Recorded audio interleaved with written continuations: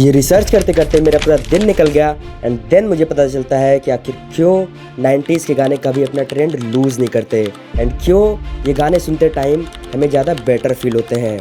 And इस research में मुझे एक ऐसी बात पता चली जिसको सुनने के बाद लिटरली तुम भी शौक में आ जाओगे। एंड एक रिलेटेबल बात बताऊं, जिन गानों को एक समय पे तुम्हारे पापा और दादा सुनते थे उन गानों को इस टाइम पे तुम ज़्यादा सुनना पसंद कर रहे हो। कभी सोचा है आखिर क्यों मैं इस गानों को ज़्यादा सुनना पसंद कर रहा हूँ कि बस सुनते ही रहते हो? क्योंकि अगर तुम इसके बारे में नहीं जाने तो तुम अपने लाइफ की सबसे बड़ी गलती करोगे जो आजकल लोग करते आ रहे हैं। तो आज की वीडियो में मैं 5 ऐसे साइकोलॉजीज बताऊंगा जिसके वजह से तुम्हें पता चल पाएगा कि क्यों तुम इन गानों को ज़्यादा सुनते हो एंड क्यों ये गाने कभी अपना ट्रेंड लूज़ नहीं करते। तो आओ सबसे पहले जानते हैं कि क्यों ये गाने हमें ज़्यादा बेटर फील होते हैं। तो इसके पीछे का रीज़न है रेमिनिसेंस बम्प।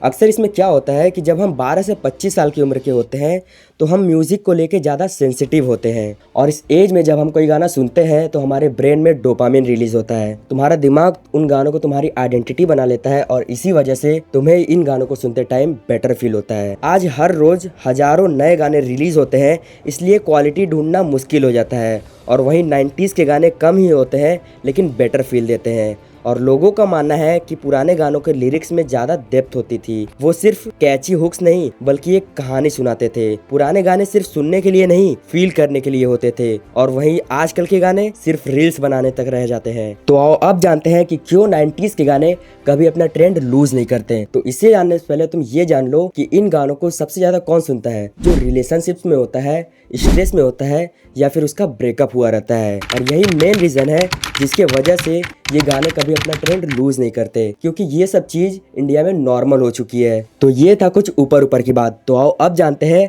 कुछ अंदर की बात, यानी वो 5 साइकोलॉजीज जिसके वजह से हम नए गाने की जगह 90s के गाने प्रीफर करते हैं। Psychology number 1, neural nostalgia. ये हमें ये कहता है कि जब हम 12 से 25 साल की उम्र में होते हैं तो हमारा दिमाग एक रेमिनिसेंस बम्प से गुजरता है। इस दौरान सुने गए गाने हमारे दिमाग में हार्ड वायर्ड हो जाते हैं और जब तुम वही गाना दोबारा सुनते हो तो दिमाग का प्रीफ्रंटल कॉर्टेक्स ट्रिगर होता है जो तुम्हें वही पुरानी फीलिंग्स और आइडेंटिटी वापस महसूस कराता है। Psychology number 2, the dopamine loop.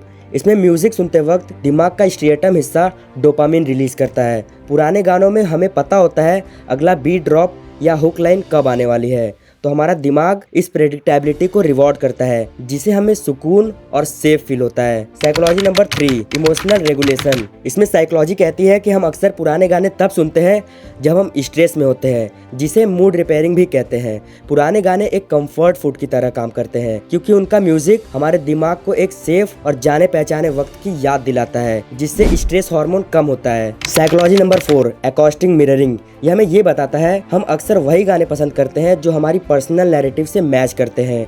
अगर किसी पुराने गाने के लिरिक्स तुम्हारे किसी पास्ट ब्रेकअप या सक्सेस से जुड़े हैं तो दिमाग उस गाने को सिर्फ म्यूजिक नहीं बल्कि अपनी लाइफ की एक फिल्म की तरह देखता है। तो साइकोलॉजी नंबर 5 बताने से पहले मैं तुम्हें वो बात बताता हूँ जो मैंने रिसर्च करते टाइम नोटिस किया था। तो जब मैं रिसर्च कर रहा था तो मैं इस बात से शॉक हो गया कि ये जो 90s के गाने हैं वो आजकल के 90% जेनजीज सुन रहे हैं। मतलब भाई कुछ क्रेजी सा नहीं हो जाएगा? कहाँ 90s के गाने और कहाँ ये 20s के जेनजीज। तो एक और क्रेजी बात बताऊं, जब मैं रिसर्च करने बैठा तो मैंने ये नोटिस किया कि अभी तक YouTube पर इस टॉपिक पर किसी ने वीडियो नहीं बनाई है। तो ये था कुछ क्रेजी बात। तो आओ मैं फिर से बताता हूँ वो 5वां साइकोलॉजी जिसकी वजह से हम लोग इन सॉन्ग को ज़्यादा प्रेफर करते हैं। Psychology number 5, social bonding. इंसान एक सोशल एनिमल है। पुराने गाने सुनने से हमारे दिमाग में ऑक्सीटोसिन रिलीज होता है जो हमें दूसरों से कनेक्टेड महसूस कराता है।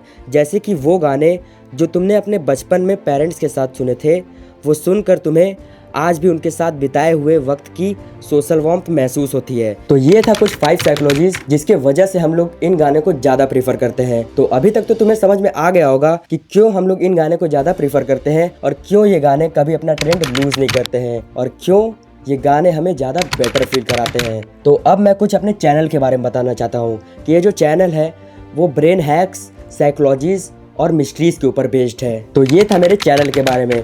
और अब मैं तुमसे एक क्वेश्चन पूछना चाहता हूँ कि ऐसा कौन सा 90s का गाना है जो तुमने सबसे ज़्यादा बार सुना है।